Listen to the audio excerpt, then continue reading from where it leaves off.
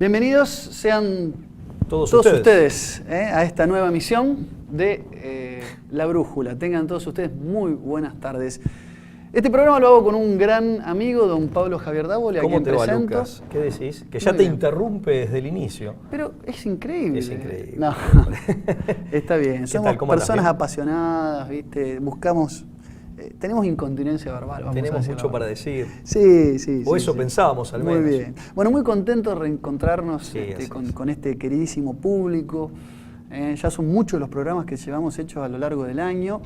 Y bueno, hoy también con la posibilidad de invitar a todos, muy contento, a la presentación que va a tener lugar en la ciudad de Buenos Aires, Santa María de los Buenos Aires, de este pequeño trabajo en coautoría, La Guerra Invisible y Acción Psicológica y Revolución Cultural. Ya no sé ni el nombre de nuestro libro, Pablo. Una presentación que tenemos pendiente. Nosotros el año pasado, pendiente, en agosto del año 2016, hicimos en nuestra ciudad natal, de donde somos oriundos, Rosario, hicimos una presentación con la presencia de don Adrián Salvucci, que escribió amablemente el prólogo de este libro en coautoría, que es un libro que algunos me preguntaron si resumía gran parte de los temas tratados en los programas. Sí, efectivamente tiene por lo menos de los dos primeros ciclos, tanto 2014 como 2015, incluso están citados al final del libro, tienen ustedes los programas de TLB1 de La Brújula, que están de alguna manera resumidos o que tienen vinculación temática con lo que aquí está expuesto. Así que sí, luego en el libro se profundiza mucho más, ¿no? Y sí, aparte está más documentado. Es decir, el tema de la apelación a citas bibliográficas ayuda un poco a darle seriedad a muchas de las tesis que a veces en una charla queda media como en el aire.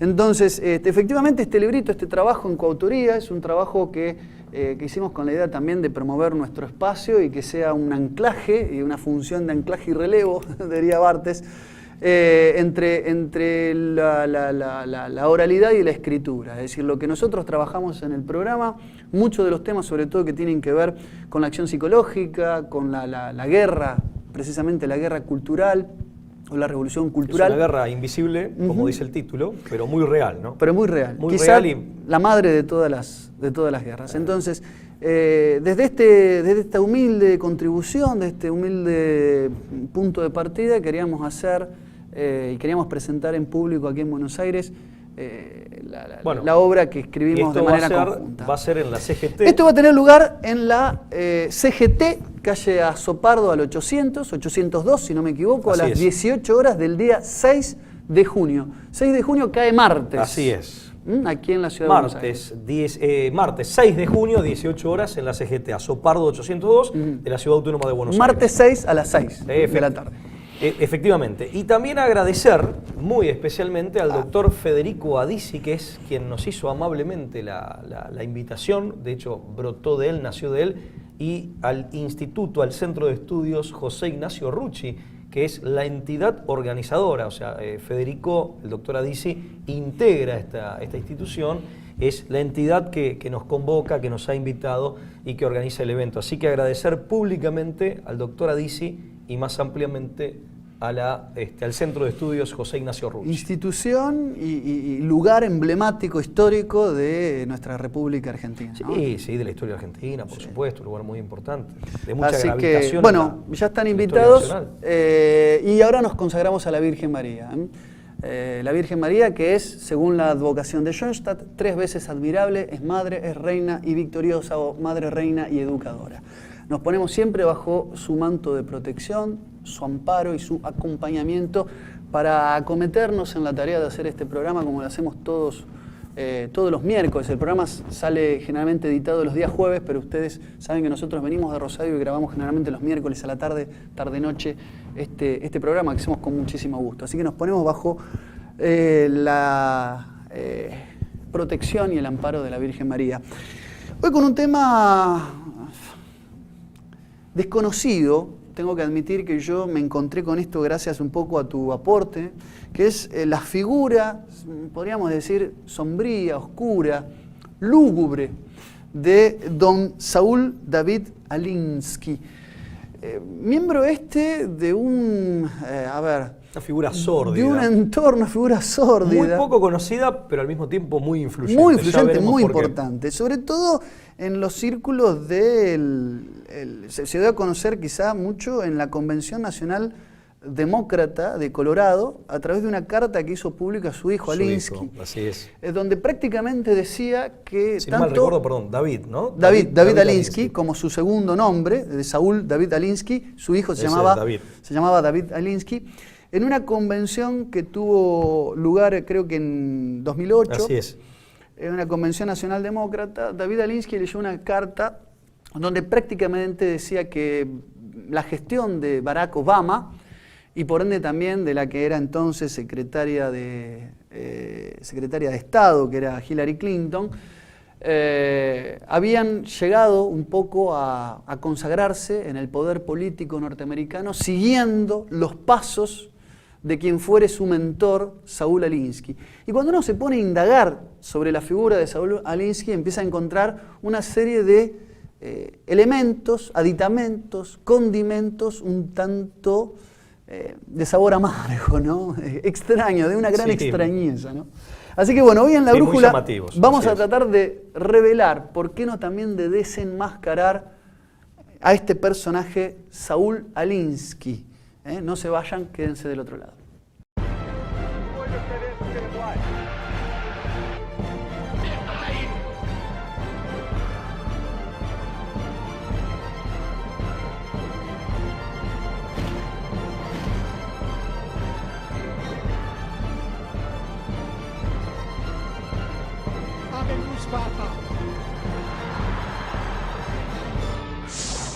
And finally, new rule: before the next Republican accuses President Obama of taking his cues from Saul Alinsky, he has to answer two questions. One, why would you invite my outrage by suggesting such a specious link between our president and Saul Alinsky? And two, who the fuck is Saul Alinsky?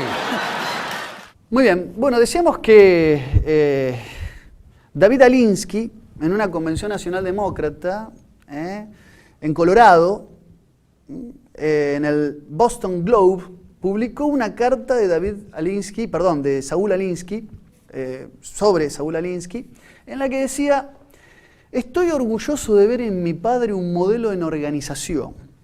Se está aplicando con éxito más allá de la organización de la comunidad local y cómo esto puede afectar a las campañas demócratas del año 2008.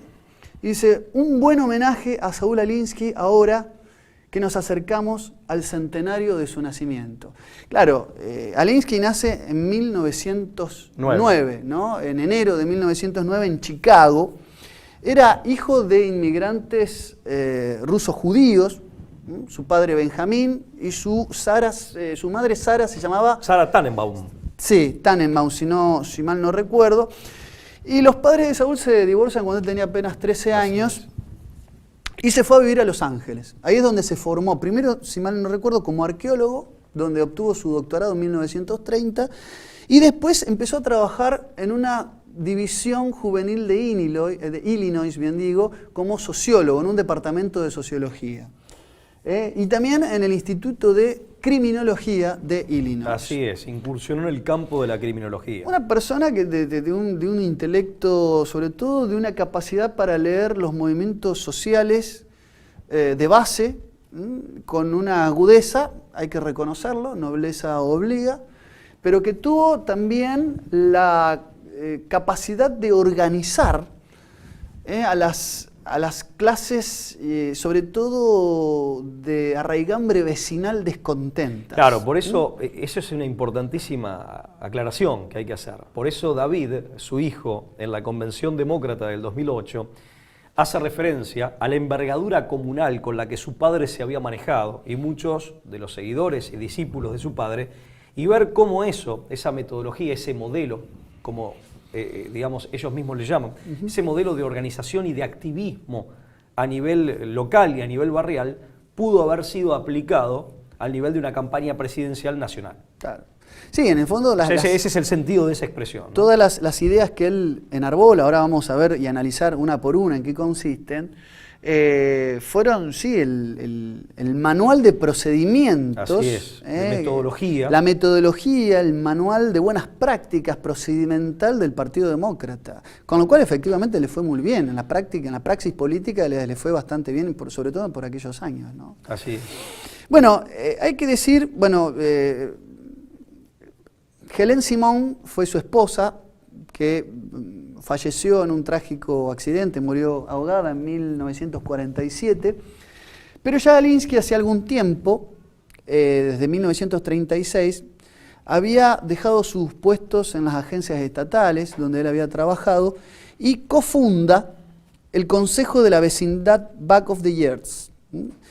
En este consejo fue su primer intento de crear artificialmente, es decir, de manera digitada, un movimiento organizativo de la comunidad de Back of the Years, que era una comunidad irlandesa católica del sudeste de Chicago. Era un barrio obrero, ¿no? Era un barrio obrero que había estado por mucho tiempo en una situación de abandono, quizás también de menosprecio por la clase política de aquel entonces, y ideó para ellos la instauración de lo que se llama un cambio de moralidad. Y efectivamente las ideas que él aplicó para organizar a los condóminos de aquel barrio tan postergado, tan abandonado, que se caía a pedazos, dio mucho éxito para generar presiones eficientes sobre las autoridades políticas locales. Y con este éxito en sus espaldas, Alinsky se convirtió en un referente en modalidades de trabajo y la puesta en práctica de organización de grupos radicales o grupos radicalizados. Sí, o de radicalizar a quienes, por distintas razones, muchas veces muy atendibles, padecían o experimentaban un profundo descontento. Claro. Creo que en esto está la primera muestra de agudeza sociológica de Alinsky. O sea, su capacidad para ver el descontento reinante en determinados ámbitos y su capacidad para canalizar ese descontento radicalizándolo y tornándolo revolucionario, ¿no? Sí, efectivamente, su método consistía en unir a ciudadanos ordinarios en torno a quejas y reclamaciones en su comunidad y protestar en forma vigorosa e ininterrumpida. O sea, había algo del orden de lo permanente. Sí, algo de trotskista. Sí, revolución permanente. Claro, sí, yo pensé en lo mismo. Y aparte convertir a la queja en una, digamos, no en el vehículo para solucionar un problema, sino en un vehículo revolucionario, ¿no? Claro. En ese sentido, cambiarle la dirección. En determinado momento, la clase política y la élite norteamericana toma las ideas de Alinsky y muchos de los renombrados políticos de aquel entonces se llamaban a sí mismos a haber salido de la escuela Alinsky. Bueno. Sí, porque aparte estaba de moda y tenía un tinte, si se quiere, legitimante venir de las organizaciones de base. Es decir, estaba bien visto, había una idiosincrasia donde organizarse desde abajo le daba como cierto rasgo popular al político que estaba como se diría ahora, con los pies embarrados, con las botas en el barro, y que había luchado primero con los vecinalistas para después transformarse en un referente de la política. Sí, un antecedente legitimante. Claro, no es un político que salía de la frivolidad de las universidades, de Harvard, que nunca había tenido contacto con la realidad ni había padecido las vejaciones del ciudadano común, y entonces un poco la escuela Alinsky, si bien te daba formación, era una formación muy de la praxis política de grupos radicalizados, por el propio método Alinsky, ¿no? Eso bueno, vos sabés que vos decías recién lo que decía David Alinsky en el año 2008, pero esto de hablar de un modelo Alinsky, de hecho forma parte del título completo de un libro que salió al año siguiente. Hay un libro que fue publicado en el 2009 por un ex comunista estadounidense, David Horowitz, que se titula las reglas para la revolución de Obama, el modelo Alinsky. Claro. Justamente, esa es digamos, la otra parte del título, el modelo Alinsky, en donde demuestra acabadamente este ex comunista norteamericano cómo Obama cuyo lema de campaña era precisamente change, cambio, y volvemos a esta idea del cambio por el cambio en sí mismo, o del cambio, digamos, más allá de lo que se busca momentáneamente como motivo o supuesto motivo declamado del cambio, el cambio como metodología permanente para un hecho revolucionario, como change, que después vino utilizado por Obama, ¿no? El Yes We Can, ¿no? Efectivamente. El sí se puede. Que tiene que ver con el empoderamiento ciudadano. Claro, sí, fueron sus dos grandes lemas de campaña, ¿no? El cambio. Es una idea muy interesante, lo del empoderamiento ciudadano desde ya. Empowerment, diríamos. Efectivamente, lo que pasa es que, insisto, acá queda como instrumentalizado para una finalidad revolucionaria que normalmente no es declamada, no es exhibida. Ahora, es sintomático que se llame reglas, porque precisamente su obra magna, la de Alinsky en 1971, se llamaba Rules for Radicals. Es que tiene el típico toque procedimental del estratega, su mentalidad era la propia de un estratega, pero además tiene ese típico estilo, incluso en la terminología procedimental, muy propio de una sociedad altamente estandarizada, como son los estadounidenses. Sí, tal cual. Una sociedad industrializada. Ahora, la radicalización la pensaba Alinsky dentro del sistema. Fíjate que la gradualidad, la dosificación de los principios o reglas a implementar para que una sociedad se transforme en revolucionaria y pueda ejercer una presión efectiva, tenía que ver con algo que él expresa en el encabezado de su propio libro, que dice, hay otra razón para trabajar desde dentro del sistema. Dostoyevsky dijo que tomar un nuevo paso es lo que la gente teme más. Esto de alzarse en una cruzada para algo nuevo, para lo novedoso, ¿no? El viejo proverbio popular, más vale malo conocido que bueno por conocer, ¿no? Cualquier cambio revolucionario debe ser precedido por una actitud pasiva, afirmativa, no violenta, hacia el cambio entre las masas de nuestra gente. Ellos deben sentirse, fíjate qué interesante esto, tan frustrados, tan vencidos, tan sin futuro, es como que había que estirar la agonía para que no tengan nada que perder los agentes del cambio. Totalmente. Tan sin futuro en el sistema en el que viven, que son entonces capaces de dejar atrás el pasado y cambiar el futuro. Así empieza el libro Rules for Radicals. Perdón, o fogonear, es decir, agravar la situación, los padecimientos o la situación que se venía padeciendo. Lo cual esto es, de alguna manera, mucho más práctico y de manera expresado, de una manera mucho más práctica y mucho más concreta, la vieja táctica marxista que está en consonancia con su esquema teórico fundamental de incrementar las contradicciones internas del capitalismo, ¿no? Aplicado a una escala micro, vale decir, al descontento popular que por una razón o por otra había en determinado barrio, en determinada ciudad. Y digámoslo, vamos a decir la verdad, el capitalismo liberal es un caldo de cultivo del descontento social por las injusticias sociales que todos sabemos que perpetra por donde va, ¿no? Bueno, hay que decir que Alinsky no solamente se transforma en un emblema de la Casa Blanca, en un ideólogo de Barack Obama, sino que también fue, si mal no tengo los datos, recordámelo Pablo, tutor de Hillary Clinton. Bueno, Hillary Clinton le dedica una tesis, e incluso tuvo contacto a finales de los años 60, a principios, acá la vemos a Hillary Clinton en esa época, cuando era muy jovencita, a principios de los años 70, tuvo mucho intercambio, un asiduo intercambio epistolar con Alinsky. Cuando ella termina el college, la instancia del college, Alinsky quería llevarla a trabajar con ella. Claro, efectivamente, ella decide estudiar Derecho, lo que genera cierto enojo. Por lo que se lo echa en cara, la inculpa de esta decisión. Pero ella sigue en contacto con él, ¿no? Y sigue considerándolo como una suerte de referente importante en su formación intelectual y en su futura actividad política y profesional. Sigue pidiéndole consejos por vía epistolar. Es muy interesante porque estas cartas salieron a la luz hace relativamente poco. Y la propia Hillary Clinton, en su autobiografía de aparición relativamente reciente, reconoce la existencia de esta relación con Saúl Alinsky.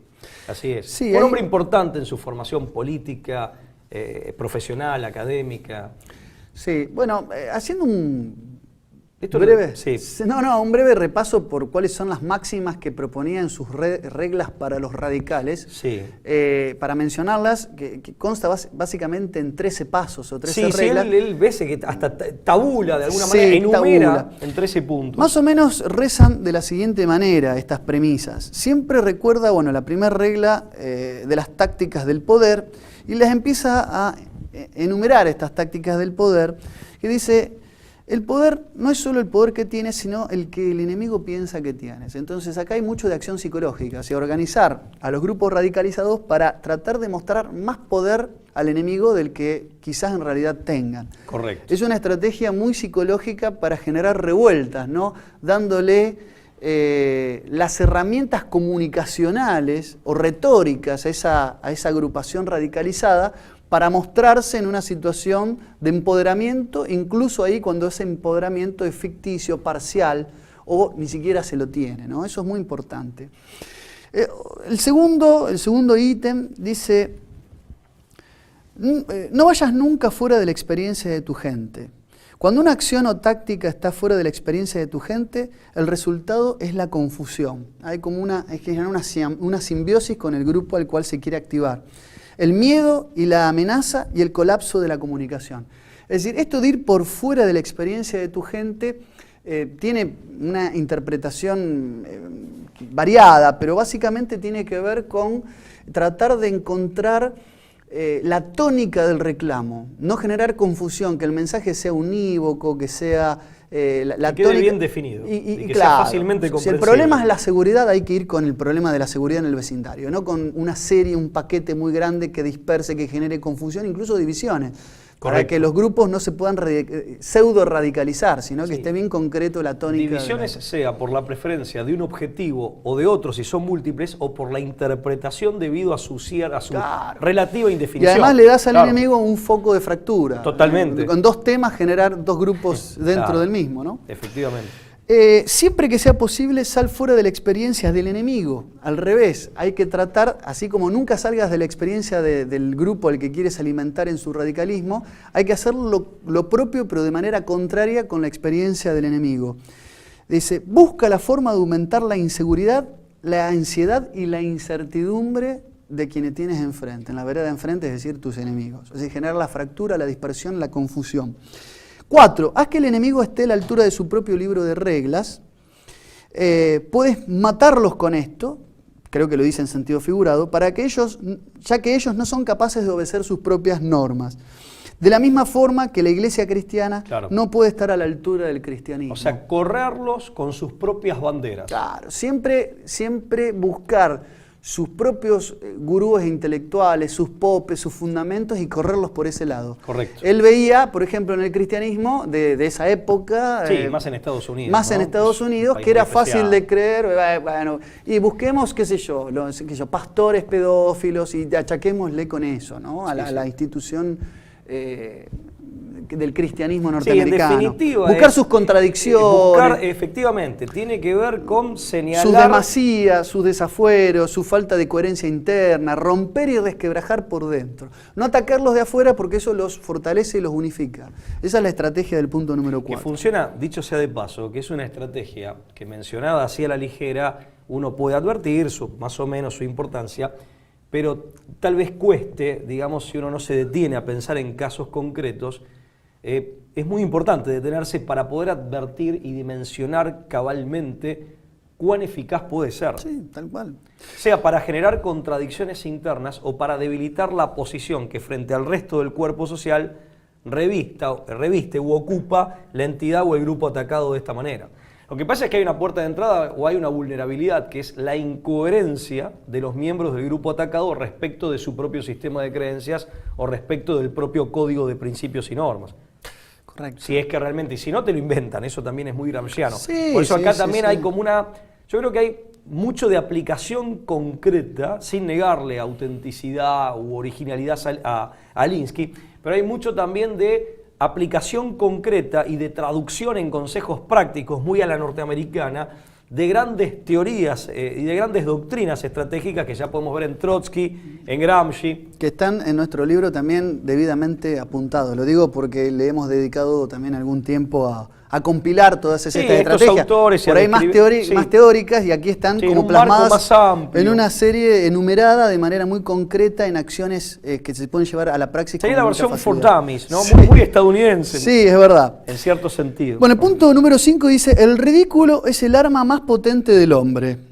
Quizá una verdad puede ser, pero... Perón mismo repitió en Argentina que se vuelve de todo excepto del ridículo. Sí, puede ser casi de perogrullo, pero en realidad es una de las estrategias más efectivas. Dice, es casi imposible contraatacar el ridículo, la condena social. En el fondo el ridículo te lleva a la condena social. Es una estrategia de adoctrinamiento y de disciplinamiento. De rechazo social, pero por motivos, a ver, el ridículo es un motivo, complejo por cierto, pero uno de los motivos que puede tener el rechazo social. Una de las causas de rechazo social. Dice también, enfurece a nuestros oponentes que entonces reaccionan de forma ventajosa para nosotros. Es decir, generar la furia. Claro, el que se enoja pierde. Esa es la regla básica, digamos, de la acción política. Tal vez sea una manera, una táctica muy útil a la hora de, digamos, de buscar enfurecer al oponente, ¿no?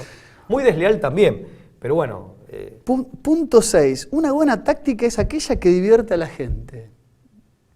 Bueno, tiene también esta cuestión de lo payasesco, de lo jovial, del entretenimiento en el plano de lo táctico. No, y de lo atractivo. Y lo atractivo. Quiero decir algo, mira, fíjate vos que, primero aclarar que yo dije el pero bueno de recién, dije desleal pero bueno. Sí. Yo lo digo pero bueno porque lo avale, porque de hecho éticamente lo repruebo. Digo pero bueno en el sentido de qué podemos esperar de una persona que tiene una formación marxista. Claro. Está acorde con la, digamos, con la formación filosófica, digamos, que ha tenido. Hecha esta aclaración, vamos al tema de la diversión y de su atractivo. Yo recuerdo, muchas veces hay gente, yo creo que hay un caso emblemático. Hay periodistas que se dedican a criticar a un partido político o a un gobierno, pero que lo hacen, y acá en Argentina esto se ha tornado muy común, digamos, apelando a formas humorísticas, a formatos muchas veces característicos o propios de programas humorísticos, con lo cual de alguna manera desprestigian por la vía del ridículo, de la ridiculización o por la vía de la denuncia, pero al mismo tiempo generan un atractivo porque la persona que ve ese programa pasa un buen momento gracias a que se divierte. Creo que esa es una estrategia, o sea, de una eficacia enorme. Sobre todo en sociedades en donde la diversión ocupa un lugar muy grande, ¿no? La diversión y el entretenimiento ocupan un lugar muy especial. Punto número 7, la regla número 7, son reglas. Una táctica que arrastras demasiado tiempo se convierte en una carga pesada. Dice, el hombre puede sostener el interés de la militancia en cualquier asunto solo durante un tiempo limitado. Con esto lo que dice es que las estrategias para generar presión política, si bien tienen que ser de orden permanente, la radicalización tiene que ser permanente, las tácticas, es decir, que están por debajo de las estrategias, deben ser puntuales, concisas y no tienen que perpetuarse demasiado tiempo. No, aparte, es decir, tiene que ser una estrategia relámpago, un golpe relámpago. Tiene que ser una suerte de blitzkrieg simbólica, claro, o cultural, sí, de guerra relámpago. Pero aparte, justamente, amén del factor sorpresa, en definitiva, justamente lo que perdés es la iniciativa. O sea, una vez que tu enemigo, tu adversario, ya ha advertido por la reiteración de la táctica, la puede prever y la puede conjurar más fácilmente. Bueno, la regla número 8 es mantener la presión, que es lo que hay que mantener de manera sempiterna, ¿no? Sostenida en el tiempo, con diferentes tácticas y acciones, y utilizar todos los hechos que pueden ocurrir dentro del periodo del ataque para vuestro propósito.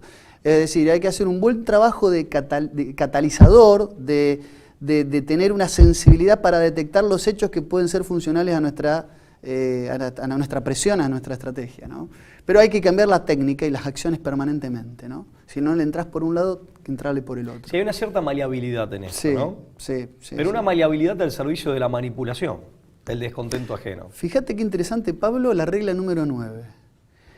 La amenaza es usualmente más aterradora que la cosa con la que amenazamos en sí. Es filosófica esta regla.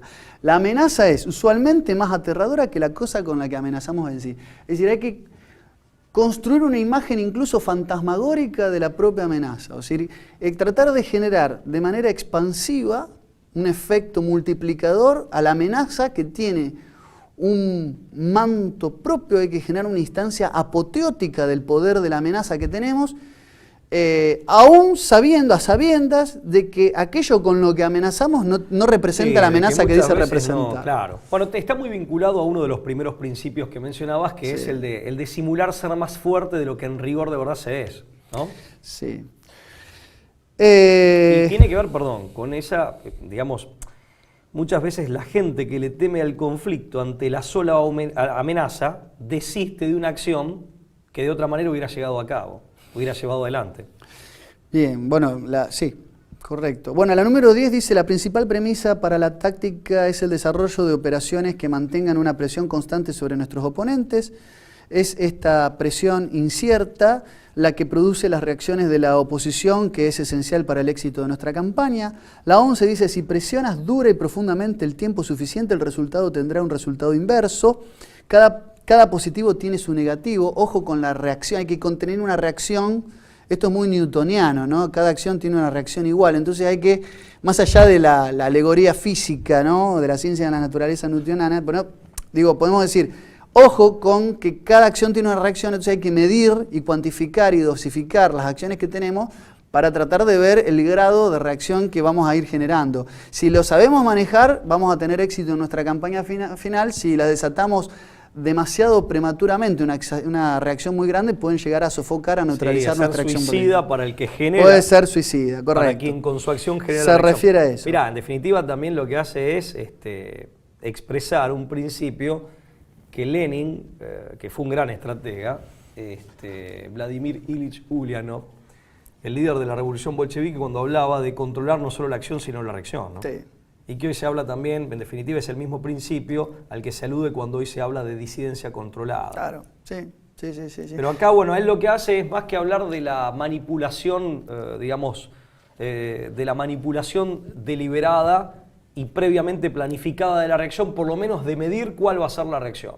Lo cual hace a una de las funciones propias del trabajo estratégico, cuál es el de la previsión de los acontecimientos futuros a partir de la propia acción y de la acción de los otros actores, o de la reacción en este caso. Bueno, la número 12 dice: el precio de un ataque exitoso es una alternativa constructiva. Es decir, para cada acción que hagamos siempre tenemos que mantener o proponer una vía alternativa, una voz subalterna. Sí, un plan B, pero además una alternativa constructiva en el sentido de que no podemos atacar algo para el cual no tengamos una supuesta solución por nosotros mismos creada.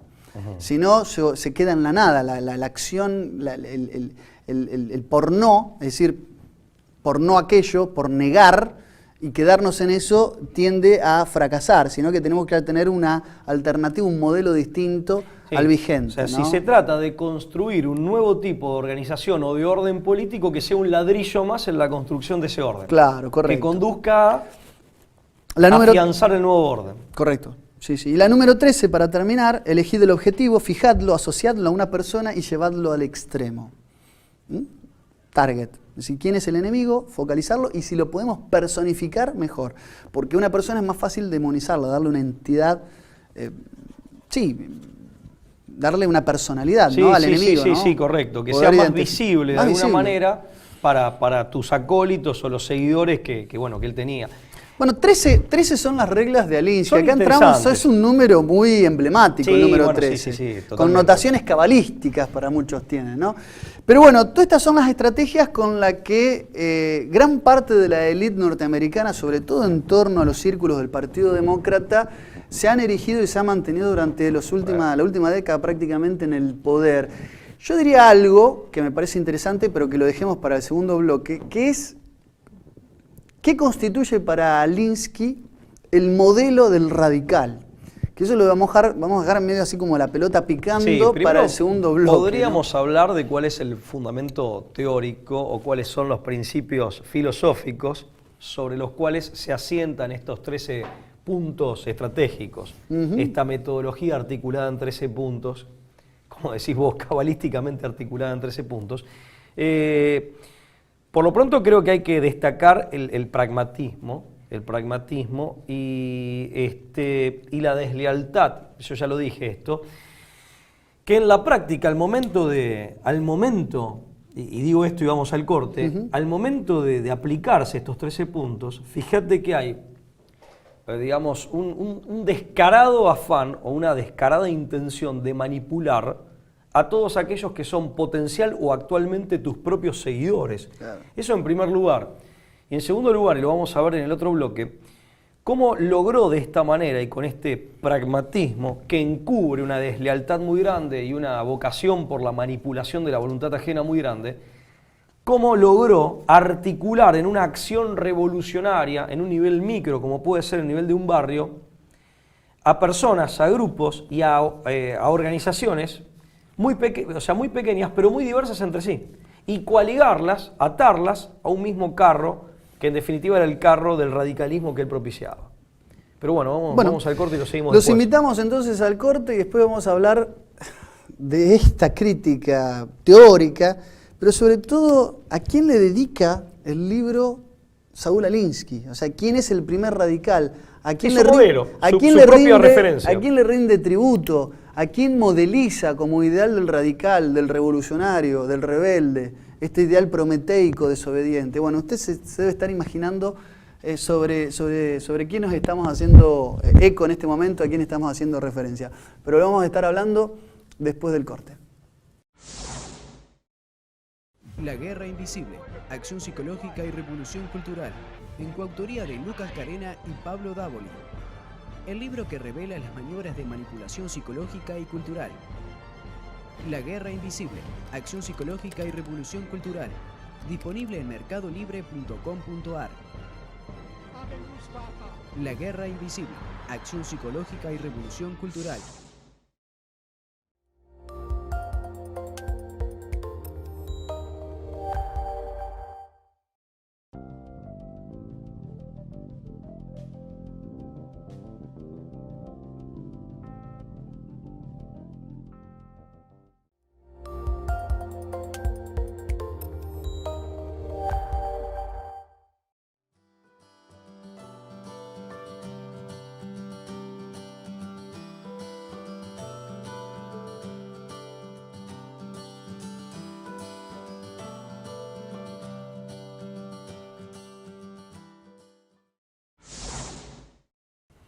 Muy bien, este es el segundo y último bloque de La Brújula. Recuerden que se pueden contactar con nosotros vía Facebook, vía Twitter, dejarnos su mensaje, su inquietud, compartir algún tema.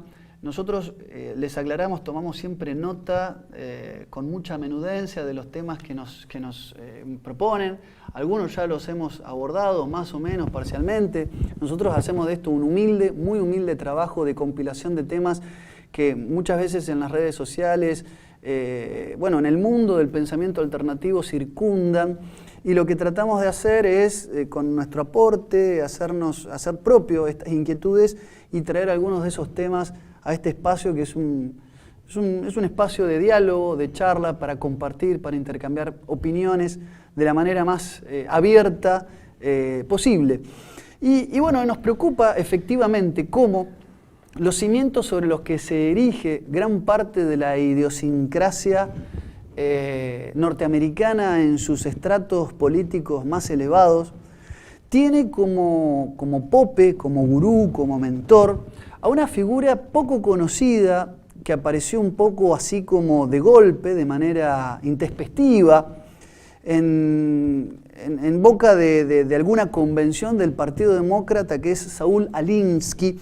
Nos preocupaba de alguna manera darle cabida a por qué su famoso sistema de reglas para los radicales había tenido tanta influencia en quienes hasta hace poco concentraban el poder en la Casa Blanca en Estados Unidos, pero de que también se han armado y se han basado muchos grandes miembros de la élite política a nivel mundial, a nivel internacional.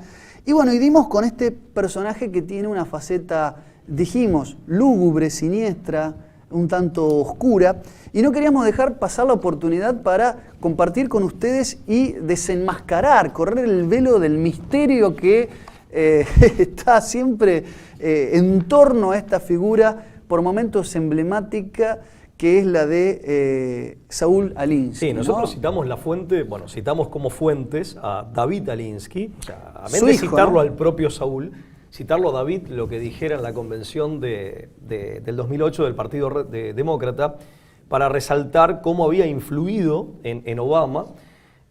Hablamos también del libro de Horowitz, excomunista, en donde él dice cómo Obama, no solo su táctica electoral, su estrategia de campaña electoral, sino su gobierno, en definitiva, tenía mucho de Saúl Alinsky, pero también en la última convención del Partido Republicano, cuando todavía se debatían las primarias, de las que emergió como candidato el que hoy es el presidente de los Estados Unidos, Donald Trump, un cirujano que era el que competía con Donald Trump, una de las figuras que competía, dice de Hillary Clinton, a la que ya hicimos referencia, de su contacto con Saúl Alinsky. Es verdad, el que perdió la interna en las efectivamente, instancias. fue él el que dice, en esta última convención del Partido Demócrata, cuando se iniciaba la campaña, que todavía no se habían dado las primarias, dice Hillary Clinton, en definitiva, es una discípulo de Saúl Alinsky, con lo cual se volvió a poner de moda este nombre y mucha gente se empezó a preguntar, como hace Bill Maher en el video sí, que vimos al principio, ¿quién es Saúl Alinsky? Bueno, Y eso un poco nos motivó a hacer el programa. Pero una cosa importante, vos diste los 13 puntos tácticos, muy concretos, sumamente... Sí, quiero decir una cosa más, Pablo. Hay un documental que se llama The Democratic Promise, Saúl Alinsky and His Legacy, que es un documental que ha servido de material para entender mucho de su pensamiento, cómo organizar a los pobres, a los desfavorecidos, y para crear con esto una revolución en la trastienda en todas las ciudades de América. Es decir, la obra del documental, que un poco resume la obra y el pensamiento de Alinsky, se puede ver en YouTube. Y hoy es un manual de buenas prácticas para radicales de las cuales se están nutriendo muchísimos sectores totalmente. En cualquier parte del mundo. Y fíjate, ¿no? que Hillary Clinton, denunciada, Ben Carson era el candidato. Ben Carson, esto fue en julio del 2016. Ben Carson, es cierto, es cirujano él, sí. Efectivamente, que él dice, Hillary Clinton es seguidora de Alinsky, bueno, y se escandaliza, ¿no? Se escandaliza, ahora vamos a ver por qué, pero en definitiva, no solo por este radicalismo evidente, que aparte es un tratado de neomaquiavelismo, ¿no?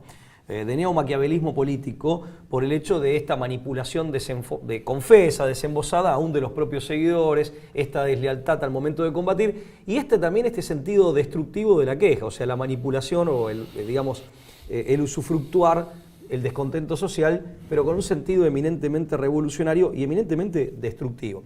Lo que hay que hacer es, o sea, no para mejorar ni para dar auténtica solución a esas quejas que muchas veces eran, y aún hoy son muy legítimas, sobre todo en un contexto como el estadounidense que está atravesado, y tal vez, en lo económico, tal vez hoy más que en aquella época, por injusticias sociales, pero en esa época todavía el tema de la discriminación racial, de la xenofobia hacia los inmigrantes también estaba muy presente, y esto generaba un muy entendible, un muy legítimo descontento social, pero que acá era usufructuado para destruir, para agitar todo ese fuego y en todo caso tornarlo más destructivo. Pero fíjate que en el fondo de Alinsky podemos destacar su pragmatismo, como decíamos, pero también la generalidad con la que supo operar y con la que supo amalgamar a los distintos sectores, con razón o sin elia de descontentos. Llegó a amalgamar en su estrategia, en las organizaciones barriales, a entidades católicas. Tanto es así que hay una entidad católica de Davenport que le dio el premio Juan 23. Sí, una cosa... O sea, quiero decir, un genio de la moralidad esclava, logró ¿no? atar, por ejemplo, efectivamente, logró... Es espartaquista su estrategia, ¿no? Totalmente, y logró coaligar a personas muy diferentes entre sí, que por muy diversas razones y persiguiendo muy diversas finalidades, tenían en común que estaban disconformes. Y las logra hacer funcionales e instrumentalizarlas, ¿correcto? De esta manera poco honesta, completamente unidos por hipócrita. Por el espanto creado, claro, incluso, ¿no? unidos por el espanto, no por el amor, diría Borges, en una acción revolucionaria. También como estrategia, de ingeniería social. Totalmente. Es decir, porque también hay una ingenierización trabajar social. Sobre el descontento. Sobre el porque él dice... el caldero social. A mí lo que más me turba de las 13 premisas de sus reglas es que de alguna manera él habla de aletargar la agonía y tratar de profundizar el No, pero descontento totalmente. para poder generar una situación de total desapego por cualquier... Es decir, ya no tener nada que proteger, Pero nada que cuidar, es esto- te lleva inevitablemente a buscar el cambio, ¿no? Es Como esto manotazo mismo de ahogado. de concretar en una táctica específica, concretar aquella O sea, no pauta habla de aplacar el descontento, No, de no, para profundizarlo. nada. Sí, esto de lo que hablaban Por los eso marxistas clásicos, ya hablan de agitar, digamos, El las avispero, contradicciones. ¿no? Sí, agitar remover el avispero, efectivamente. Ahora, otra cosa que hay que destacar es la originalidad. Alinsky y sus grupos tenían una cierta originalidad en cuanto a las técnicas utilizadas para manifestar el descontento o generar algún tipo de disturbio social. Una de ellas, por ejemplo, tal vez no la más destructiva o la más agresiva, pero que sí denota una gran originalidad, es esto, que se ve en muchas minorías organizadas hoy en día, es esto de ir todos juntos a los baños de un aeropuerto para hacer colapsar el sistema sanitario. De los baños, del servicio sanitario, en Claro, este caso de un aeropuerto, en un lugar donde la gente está de paso, hay mucha gente, Que están preparados para el tránsito de muchas personas, pero no todas pero simultáneamente. que no han previsto, al momento de ser instalados, no se fueron instalados con la previsión de que fueran todos simultáneamente. Efectivamente, esa tal vez sea una muy anecdótica, una de las menos nocivas desde el punto de vista de su capacidad destructiva, de las menos agresivas, pero denota una cierta creatividad, en el modo de quejarse y en el modo de, digamos, canalizar esta queja como para generar una cierta conmoción social o llamar la atención del establishment o lo que fuere. Sí, con un gran artificio detrás, ¿no? Efectivamente. Y finalmente también hay que decir que Alinsky era una suerte, esto lo dice Horowitz, era una suerte de apóstol, y esto está en consonancia con ese amoralismo, que en el fondo es inmoralismo. Amoralismo es desde las pautas maquiavélicas, ¿no? De cuño neo-maquiavelista. Y aplicado a la comunicación. Alinsky era un gran apóstol de la desinformación y de la mentira sistematizada. Por ejemplo, y en esto lo parafrasea Horowitz, cuando dice, ¿cuál fue el fracaso del movimiento estudiantil? En que no supieron comunicar. ¿Por qué? Dice, porque comunicaron demasiado, es decir, fueron demasiado honestos. No supieron... la transparencia no es un valor a los fines de la estrategia de radicalización. Efectivamente. No supieron elaborar una estrategia de comunicación que ocultara, en vez de revelar cuáles eran sus intenciones, cuáles eran sus ideales. Esto hablando del movimiento estudiantil de los 60 puntualmente. Y él justamente los reta y es una clara, digamos, un claro posicionamiento neo-maquiavelista en este sentido, insisto, desde el maquiavelismo a moralista, en realidad inmoralista. Sabemos que esa distinción entre ética y política es absurda y es sumamente nociva. Es mala, sumamente nociva. Pero bueno, y hablo de neo-maquiavelismo y de maquiavelismo para no cargar todas las tintas a Nicolás Maquiavelo, que muchas veces renegaba de ese supuesto moralismo en otro de sus libros que no era El Príncipe. Pero bueno, es otro tema. Pero lo que hay que decir puntualmente es que en ese sentido el tipo era un apóstol de la desinformación y del repackaging también. Fíjense que él decía, por ejemplo, que otro error del movimiento juvenil era en una sociedad como la estadounidense, criada en una tradición, digamos, libertaria, con una fobia a todo lo que sonara a socialismo o se le pareciera. Él decía, ¿cómo van a vender como socialismo lo que en rigor de verdad, y hablaba de venderlo, lo que en rigor de verdad es socialismo? En alguna de sus versiones, seguramente la marxista, ¿no? Sabemos que el socialismo es múltiple. Entonces decía, lo que hay que hacer es vender el socialismo, y acá lo parafrasea nuevamente Horowitz, lo que hay que hacer es vender el socialismo, pero en una sociedad como la estadounidense, digamos, empaquetado o renomenclado y disfrazado de progresismo. Y él les decía a los jóvenes, llámenlo progresividad o progresismo. Pero en el fondo se trata nuevamente de una técnica de desinformación y de propaganda. O sea, en esto hay digamos, es muy explícito incluso, ¿no? Sí. Y esto hoy en día es moneda corriente. Sí, la Porque verdad el marketing político dejó de ser una técnica comunicativa de lo que vas a hacer, de quién realmente sos o de lo que estás haciendo, para generar toda una simulación. Y ojo, esto no solo la izquierda, la derecha también se ha apropiado de estas pautas. Sí, y en ese sentido se distinguen bastante poco, ¿no? Izquierda y derecha. Sí, Alinsky ha tenido el mérito, entrecomillando el término, de haber también hecho una fractura entre los fines y los medios para obtener las ventajas respecto de un enemigo cualquiera. Y claro, la praxis política le debe mucho, sobre todo la praxis política norteamericana, por esa misma razón, a Saúl Alinsky. Es verdad que hay un elemento maquiavélico en su forma de entender las relaciones de ejercicio del poder, porque en el fondo estamos hablando de una forma de ejercicio del poder, de la organización, de organizarse para el ejercicio del poder. Y acá aparece, para no dejar también tanto misterio, porque no lo tiene, acá aparece la figura a la que por entonces, y sin ningún tipo de ambajes, declara sentir una profunda admiración y lo presenta como alguien al que hay que rendir pleitesía y verdadero respeto. En la 5ª página de su libro, Reglas para los Radicales, dice, vamos a hacer un reconocimiento, todavía escribiendo la introducción, el prólogo de su propio libro, el prefacio, vamos a hacer un reconocimiento al menos al primer radical. De todas nuestras leyendas, mitología e historia, el primer radical que se rebeló contra el establishment y lo hizo de la forma tan efectiva que él al menos ganó su propio reino, Lucifer. Es decir, precisamente... Profesión de fe satanista. Hay una profesión de fe prometeica, satanista, la primera desobediencia, el primer radical, no es otro que Lucifer. Satanás, Mefistófeles, Belcebú, es decir, una figura desobediente con el establishment al que hay que rendirle pleitesía y obediencia y respeto. Es muy que él aclara que mito, religión e historia, dice. Y dice que no hay una frontera definida entre el mito y la historia. No, lo deja decir, hay que ver qué se entiende por mito e historia. En este contexto tiene una importancia total. Muy importante. Totalmente. Sí, esto es muy propio, Pablo, de una idea de las antiguas sectas jofitas que rendían culto a la serpiente del Génesis, precisamente porque había sido la primera desobediencia, había sido liberadora.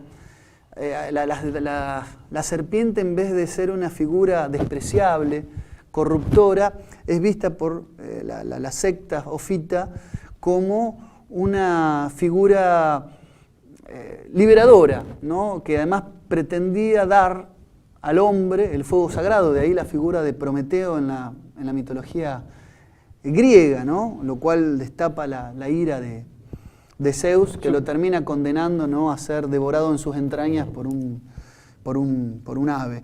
Entonces, digo, en esta rebelión luciferina es sobre la cual inspiran todas sus tesis y sobre la cual, y esto es lo quizá más llamativo y por lo cual se escandalizaban muchos miembros del Partido Republicano y se indicaban a Hillary Clinton como una satanista y como una luciferina. Más allá de que hay otros elementos más que allá la sospecha. de que todo lo que hemos abordado, claro, incluso en este canal con el Pizzagate y otros elementos del entorno de Hillary Clinton. Y algunas posiciones de Hillary. Y algunas posiciones de Hillary. Que por ahí no son, digamos, satanistas explícitamente, pero que estarían en consonancia. Pero esto viene a ser su como abortismo, digamos, fanático, por ejemplo, ¿no? Bueno, pero eso podría estar en consonancia. Viene a ser como una cereza del postre, ¿no? Sí, como la gota que rebalsa el vaso, ¿no? Que la figura de Alinsky, que viene a ser el tutor intelectual de Hillary Clinton, y que explícitamente por escrito pone su adoración a Lucifer. En su rechazo al padre que es principio de vida y de autoridad. De hecho, la raíz augen en latín es esa, ¿no? Claro. De paternidad y autoridad es dador de vida.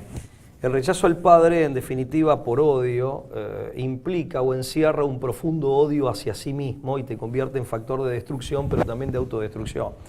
Hay una suerte de impulso suicida en eso, destructivo pero también autodestructivo, que también vemos en el joven Marx en su famoso verso Ou Mailem, que es un Emanuel al revés, ¿no? En donde él hace, manifiesta su vocación por la destrucción, profesión pero de aparte fe, una destrucción que lo arrastra él mismo. Y fíjate que en esto y en esta victimización de quien ha hecho el mal, en la rebelión contra el padre y esta suerte de descrédito del padre, del dador de vida y de la autoridad, que no puede ser explicada simplemente por los desvíos de la sociedad burguesa capitalista y por las injurias sociales que de sus miserias morales se han desprendido. Esto es mucho más profundo y desde ya que esto no contiene la solución, ni siquiera el diagnóstico acertado. Fíjate que ya en el año 62, en una entrevista a la revista Playboy, él había dicho que él prefería el infierno, que es un lugar donde va a sufrir, ¿no? Porque estaba lleno de pobres. Fíjate la asociación de la víctima con quienes hacen el mal. Y el rechazo de la autoridad, como si la autoridad fuera necesariamente mala. ¿Correcto? En la autoridad está el padre, en la autoridad está Dios, en la autoridad está el rey y está el Estado. Sí, preferiría el infierno porque está lleno de pobres, ese es mi tipo de gente, dice. Pero el hecho de preferir el infierno es preferir la propia destrucción, el propio sufrimiento. Pero déjame decirte te habla de alguien solo profundamente resentido tal vez consigo mismo, ¿no? Yo veo una concepción casi calvinista, ¿no? Porque asocia también a la persona... también, sí. La persona de una baja condición socioeconómica va al infierno y los calvinistas creían en la predestinación. Sí, pero es un calvinismo al revés, porque acá pasa a ser la víctima. El que va al infierno es el bueno y el que te manda al infierno es el malo. En todo caso, y el invierte pobre el es sentido. El bueno, claro. Que en el fondo es muy marxista y es la concepción calvinista invertida. No está mal, es un marxista criado en Chicago. Sí, o sea, está muy buena tú. ¿Viste cómo vamos improvisando? Y van como, pero van saliendo es un marxista formas... criado en los Estados Unidos, en la sociedad más puritana. Pero sí, puede ser, es un calvinista al revés. Pero ante todo denota un profundo odio antiteo, pero antiantropos también, claro. es contra sí mismo. Por eso él prefiere irse al infierno. Claro. Bien, y condenarnos a todos, también, y condenarnos a todos para eso que nos lleva a todos puestos al infierno, es ¿no?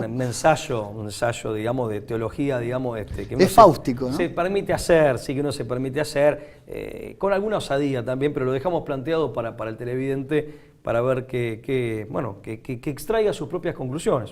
Sí, y nos despedimos porque el que nos va a mandar al infierno es el productor. No tiene el poder para eso, sí. Ni la autoridad. Por lo menos verbalmente nos va a mandar al infierno. Así es. Así que nos despedimos, esto ha sido por hoy, tiempo cumplido, dejamos la puerta abierta, presentamos a este personaje del que hay por lo menos que cuidarse, por lo menos de sus ideas y de sus obras.